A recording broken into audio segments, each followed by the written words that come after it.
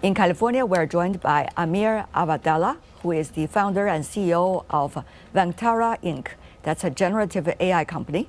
And in Beijing, Zeng Yi, professor from Chinese Academy of Sciences, who has been doing research for years on artificial intelligence. Gentlemen, welcome to the program. The biggest news of the day, of course, is the U.S. Secretary of State Antony Blinken visiting China, had talks with the Chinese leaders and top diplomats. So tell us more about, to you, what do you see could be the most important messages that both sides can put out regarding cooperation, at least not rivalry, in artificial intelligence? Amir?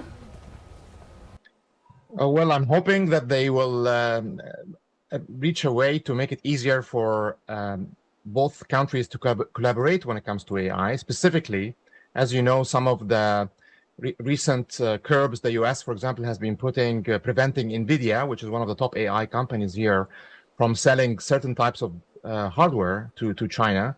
And so I'm hoping that they will resolve that and they will get back to that being okay. That's one of the things I'm hoping to, looking forward to see come out of this discussion that they're having right now. Professor Zeng, your thoughts? Years ago, when I think the world has been very familiar with the technology created in more advanced countries like the United States, and will be, heavy users on that. And you see the world moving very fast from the application point of view. But when the technology itself has been restricted, and it push, other countries that have to deal with it in a way that they have to create the technology themselves. Well, in that case, I would say it will be very hard to win the customer back for these American companies if they follow this kind of trying, because simply as a user myself, I cannot trust when they're going to stop again, and I cannot rely on that. In the discussion between the Chinese foreign minister and also the U.S. Secretary of State, the Chinese side mentioned the negative factor in the bilateral relations have been rising. Now, that certainly is a warning. It also applies to global governance issues such as artificial intelligence. So, Mr. Zeng, your thoughts from your perspective, how much cooperation is there between you and your American colleagues, counterparts, on governance discussion? How much do you see both sides understand the top priorities in the AI issue from one another? I think now it's been very clear that for both sides that we have regulation systems, and now I think both sides need to talk to each other to find in which way we can interoperate with each other, so that you don't unify everything, because the regulation system is somewhat different. But you need to find the interoperabilities so that you can talk to each other and understand from a solution side that you don't agree with specific principles and values, but you can actually to find a solution that is common by using different regulation system. And that's already been very good. Yeah, I mean, like I'll tell you, the thing that scares me the most about AI. I love AI. First, I mean, you talked to me before. I'm a big fan of AI. I think we should leverage AI in many things around our lives. It will help us be much better and live much happier lives. But the thing that makes me scared is the applications of AI in military systems, like leveraging AI for autonomous armies of soldiers or tanks or planes or bad weapons. And if the AI is in charge of these systems and it can make the decision, then that can be very dangerous. That can be very damaging to all of us. And that's what concerns me the most. And that's what I would like to see our countries collaborate in, to have treaties similar to nuclear treaties that limits how bad that can go, how bad that can be. There is dialogue being created regarding discussions about artificial intelligence between China and the United States. How far do you see these conversations have gone? I think for both sides, we should support a more inclusive platform to have a discussion on this related topic related to military AI. And I think by 2026, there will be concrete solutions, first solutions coming out from the UN on related topics. There should be some hard bindings within these 2 years. I'm very hopeful that we should use this kind of UN platform to not only to have a bilateral consensus, but really to taking care of more countries to be involved for the important discussion, like lethal autonomous weapons, whether it should be done or whether it should be used. Very different ideas now, but I think we must have a solution within these 2 years. Amir, while we are talking about cooperation, we do see a lot of competitions, and some even suggest the rivalries in the field of artificial intelligence between China and the United States. How do you understand the current mixture of different elements in this AI discussion? So I think competition is a normal thing, and it's welcome, and it's to compete with somebody else, and it pushes us forward, and vice versa. I think competition is very healthy, and it's very expected. Whenever you have a technology that has the potential to change the world in such significant ways, for example, if you look at the mobile revolution before then, of course, we want to compete and create the best devices and the best solutions and the best technologies to extract value back for ourselves and our countries based on that. But if you do it in a way where we isolate each other, like Mr. Zhang was cautioning us earlier, then that's going to harm us in the long term. Like Apple is such a big, important company because China buys phones from Apple. If China stops buying phones from Apple, Apple would not be the Apple that we have today, and vice versa. There's many companies in China that are doing great because we are buying things from them over here.